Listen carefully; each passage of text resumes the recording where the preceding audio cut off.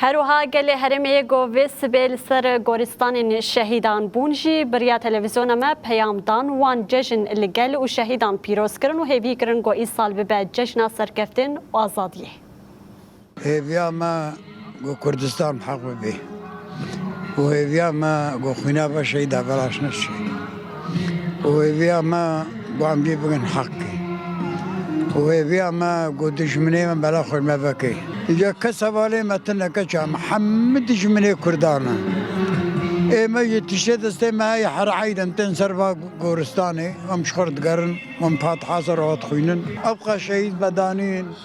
و تشتاق وهذا سري ما وأبجي إنسان وقت عالمي قام مشخور وك إنسان مشخور مبدأ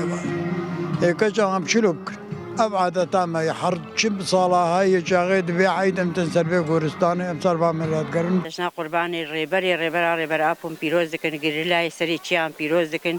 الكسي حبس زندان آدم بيروز دكن إيه الحمو كسي جو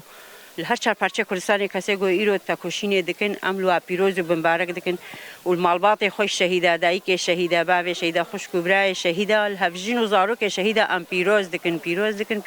هیرو هر مالباتین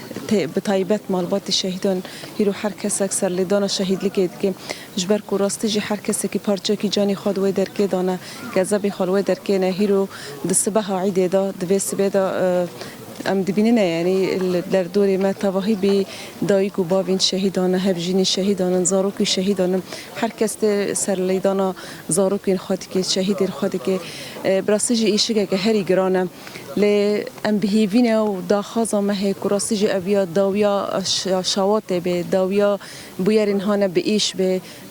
داویا کراسیج هر ایشگه که هانه کو 14 سال هانه کو گله کوبانی تیر زور و زحمتی در باستکر کو ایدینا داوی به کو ایدنا گله مکانه به آرامی لسر آخو خوجیام